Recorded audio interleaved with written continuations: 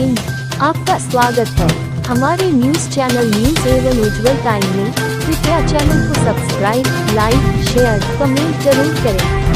संस्था तंजीमुल मकातिब में धूमधाम से मनाया गया जश्न तकमील दीन।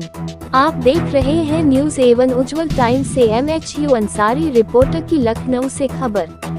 लखनऊ गोलागंज संस्था तंजीमुल मकातिब में ईद-ए-गदीर की मुनासिबत से जश्न तकमील दीन का आयोजन बड़े ही श्रद्धा और उल्लास के साथ किया गया। कार्यक्रम की शुरुआत तिलावत-ए-कुरान करीम से हुई, जिसे मौलवी नकी अब्बास ने पेश किया। इसके बाद देश के मशहूर शुआरा जर्रार अकबर आबादी, वकार सुल्तानपुरी, मौलाना शब्बर हुसैन खान, ताज़हीब नगर और भी दिलकश गाजीपुरी और बाकर बलियावी ने ईद-ए-गदीर की महानता और मौला अली की विलायत पर अपने मंजूम नजराने-ए-अकीदत पेश किए।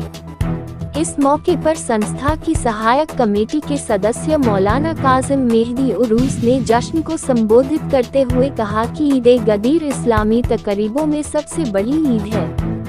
इसकी फजीलतें बेशुमार हैं और इसका पैगाम आज भी इंसानियत के लिए रोशनी का मीनार है। संस्था तंजीमुल मकातिब के सचिव मौलाना सफ़ी हैदर ने कहा कि ईद-ए-गदीर वह दिन है जब हजरत मोहम्मद ने हजरत अली को अपना जानशीन घोषित किया और मैदान-ए-गदीर में ऐलान-ए-विलायत फरमाया। ये दिन इस्लामी इतिहास का अहम मोड़ है, जो इमामत और रहनुमाई की बुनियाद है। कार्यक्रम में बड़ी संख्या में अकीदतमंदों की मौजूदगी ने इसे एक यादगार शाम बना दिया।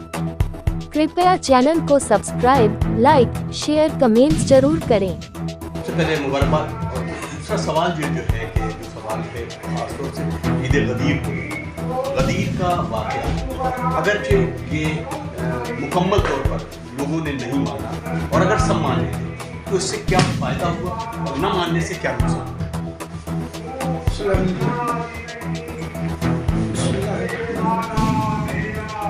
गदीर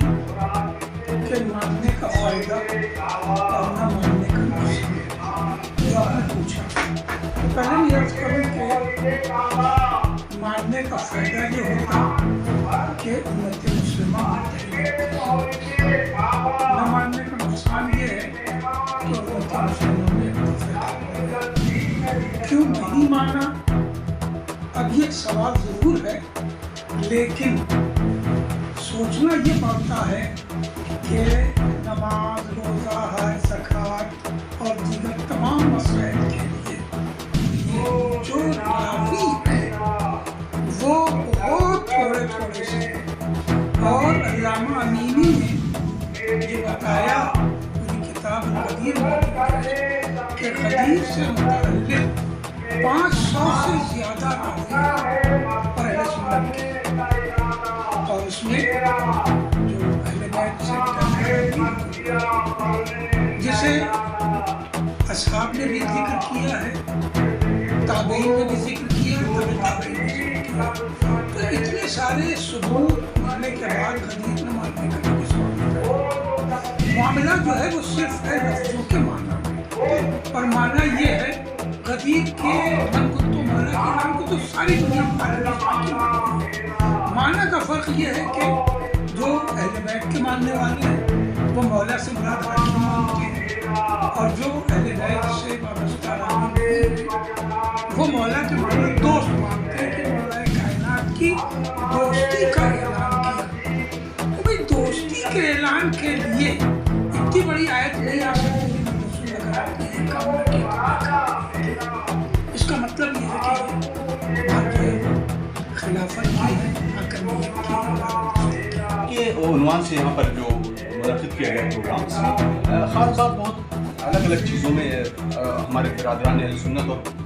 तशय्युअ के दरमियान जो माहौल चीज़ें निकल कर आती वो मौला के माने के वक्त कि इसके माने दोस्त है और इसके माने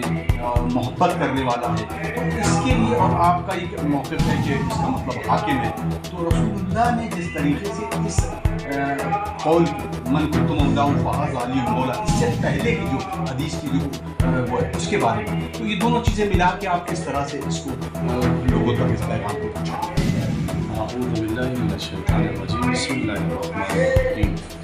چونکہ یہ سوال چونکہ ہماری مادری زبان میں اردو میں اور اردو پاس ہوگا نشر ہوگا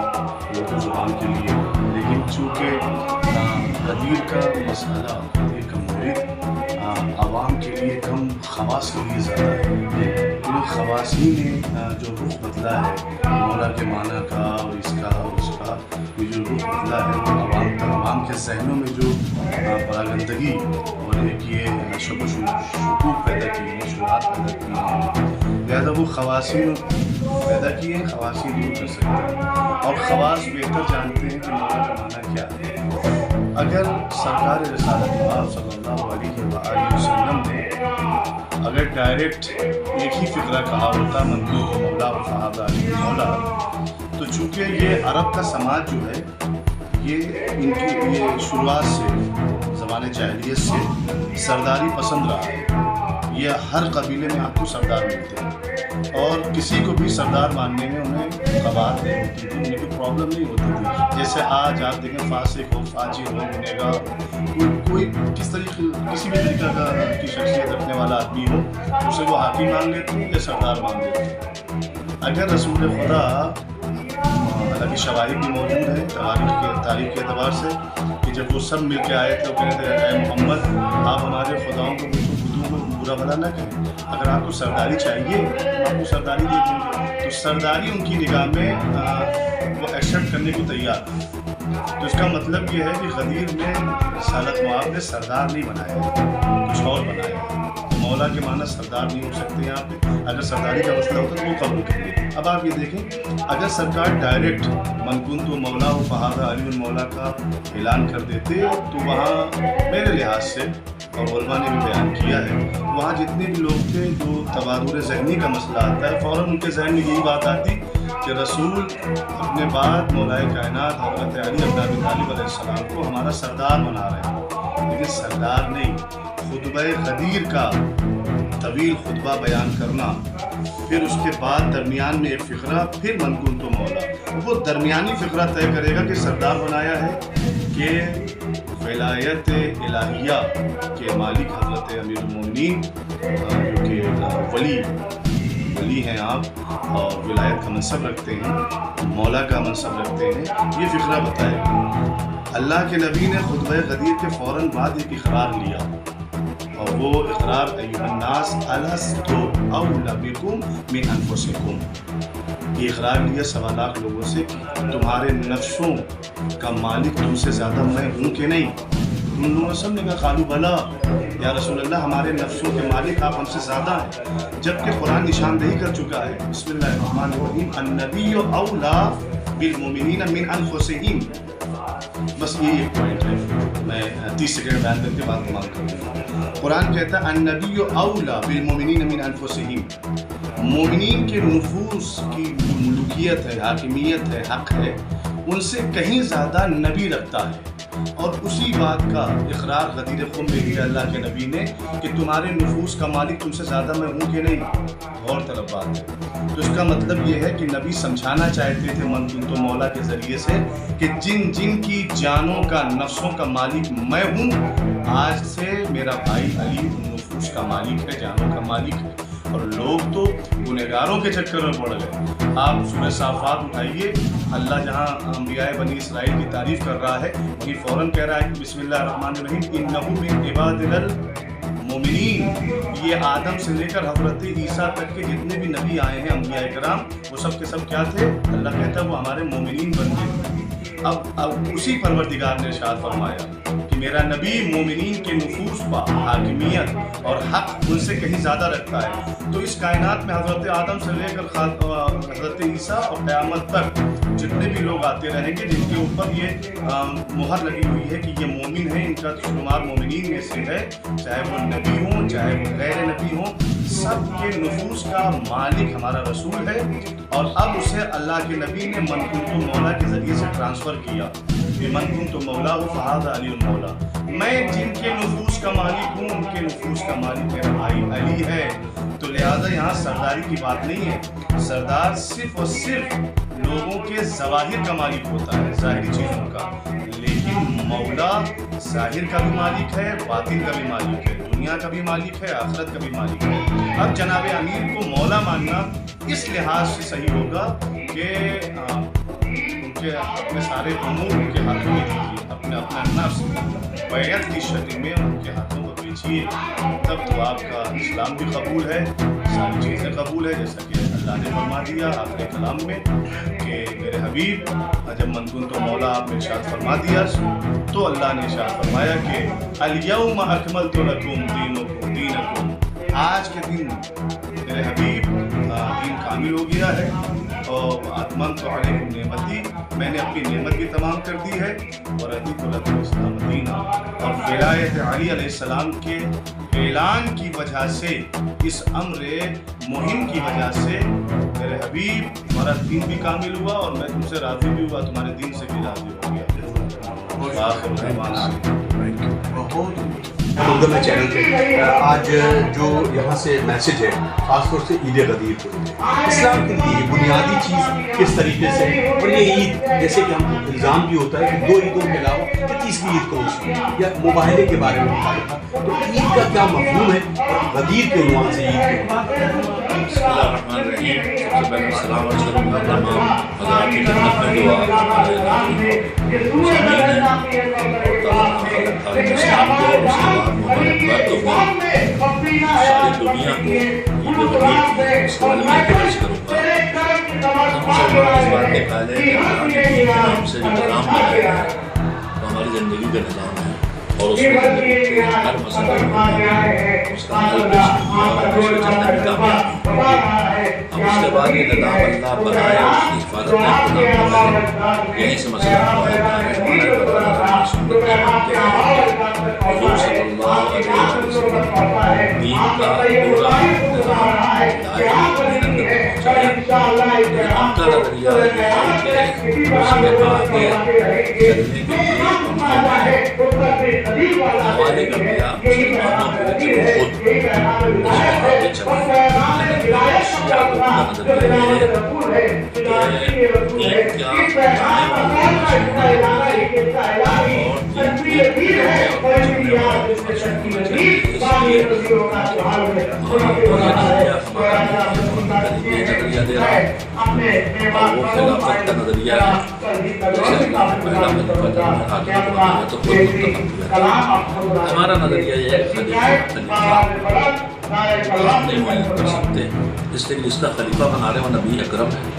اور نبی اکرم کو اللہ نے بنایا ہے اور وہی انہیں پہچانتا، ہم نہیں پہچانتے، تو ان کی جگہ کون لے سکتا ہے، ہم نہیں کر سکتے، اس لیے کہ جو ان کی جگہ ہے وہ اللہ جانتا ہے، اور جو اس جگہ پہ آئے گا اس میں وہ اہلیت ہونا چاہیے جو انہیں کے کاموں کو انجام دے سکے، لہذا غیر معصوم جانشین نہیں ہو سکتا۔ اب معصوم کو کون طے کرے گا، ہم نہیں کر سکتے، اللہ طے کرے گا۔ یہ پورا نظام ہمارا خیال یہ ہے، وابستہ لوگوں کا عقیدہ یہ ہے کہ یہ پورا نظام اللہ نے بنایا ہے، دین پہنچانے کا کام نبوت کے حوالے تھا،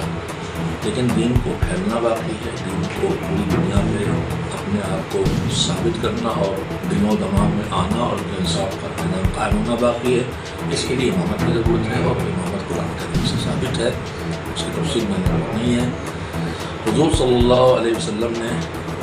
جب کھل کے تبلیغ شروع کی ہے ذوالعشیرہ میں، تو توحید کا پیغام بعد میں نہیں آتا، کہا تھا خیر دنیا آخرت لے کے آیا ہوں، تم میں کون مدد کرے گا، یہ روایات ہیں، لیکن روایات طرفین سے ثابت ہیں، اور علی علیہ السلام نے ان کا کہا تھا میں مدد کروں گا، کم سن میں تھے، لیکن آپ نے ان سے کہا تھا کہ آگے بڑھا کہا تھا انہوں نے مدد کا وعدہ کیا، میرے وسیع میں زندگی بھر حضور اعلان کرتے رہے، لیکن غدیر ہم حج کی آخری واپسی میں، جس میں آخری حج کا اعلان ہو گیا 1,20,000 کا مجمع تھا، حکم آیا کہ جو ہم تمہیں پہنچا چکے ہیں حکم، اگر تم نے پہنچایا تو اس نے پہنچایا، بسم اللہ الرحمن الرحیم، بلغ یا ایھا الرسول بلغ ما انزل الیک من ربک وان لم تفعل فما بلغت رسالتہ واللہ یعصمک من الناس۔ تفصیلی گفتگو کرنے کی بھی تفصیل ہوئی جا رہی، پہنچا دیے پیغمبر جو آپ ہم پہنچا چکے ہیں، اور نہ پہنچایا تو وہ کچھ نہ پہنچایا، رسالت کا کام انجام نہیں دیا۔ حضور کو تردد کا سلسلہ رہا تھا، واللہ یعصمک من الناس، اللہ آپ کو لوگوں سے بچائے گا، ان کا آپ کے دل میں خوف ہے، اس وقت آپ نے پہنچایا تو نہ ہوگا۔ اس کے بعد حضور نے کاروان کو روکا، غدیر میدان تھا، اور آگے کے دن واپس بلوایا، جو پیچھے کے دن جمع کیا، پھر خطبہ دیا، اور پھر پوچھا کہ تم پر اے مسلمانوں تم زیادہ میں اقتدار رکھتا ہوں کہ نہیں؟ جب انہوں نے اقرار کیا تو فرمایا کہ من کنت مولا فهذا علی مولا، اس کا میں مولا اس کو علی مولا۔ تو ہم شیعہ اس نظریے کہتے ہیں کہ غدیر کا دن وہ دن ہے کہ جب یہ اعلان ہوا، اسی بات آیت آئی الیوم اکملت لکم دینکم، آج کامل ہو گیا اور نعمتیں تمہارے پر تمام ہو گئی، اس لیے ہمارے لیے عید اکبر ہے۔ اب مسئلہ کہ عید ایک ہے کہ دو ہے کہ چار ہے، تو یہ سب مسئلہ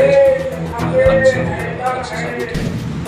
شب جمعہ کو ہماری روایت میں میری نظر اہل سنت کی روایت پہ نہیں سلسلے میں، لیکن میں اتنا جانتا ہوں کہ روایت اہل بیت میں ہر روایت اسلام سے معتبر ہے، جیسے کہ اہل بیت معصوم ہے اور اصحاب میں سب حضرات شامل ہیں۔ تو روایت اہل بیت میں عیدیں بتائی گئی ہیں، عید الفطر، عید الاضحیٰ ہے، شب جمعہ کا نام عید ہے، اور وہ تمام دنیں جو خوشیوں کو پلٹ پلٹ کے لاتے رہے وہ عید ہے۔ تو اس میں روایات اہل بیت میں عید غدیر کو عید اللہ اکبر کے طرف سے بے شمار نام ہیں، اس کے جو روایات ہمارے علماء جمع کی ہیں 40-50 نام ہیں، لیکن ان میں جو اہم ترین ہے وہ عید غدیر کے نام سے شہرت ہے اس کی، اور عید اللہ اکبر بڑی عید ہے، اس لیے کہ عید الفطر میں دین کا انتظام نہیں ہوا ہے، روزہ اللہ نے قبول کر لیا ہو اس کی خوشی ہے، اور فطر ہے، عید الاضحیٰ قربانی ہے، لیکن عید غدیر پورے دین کی قیامت تک کی بقا کا انتظام ہے۔ بہت شکریہ، بہت شکریہ۔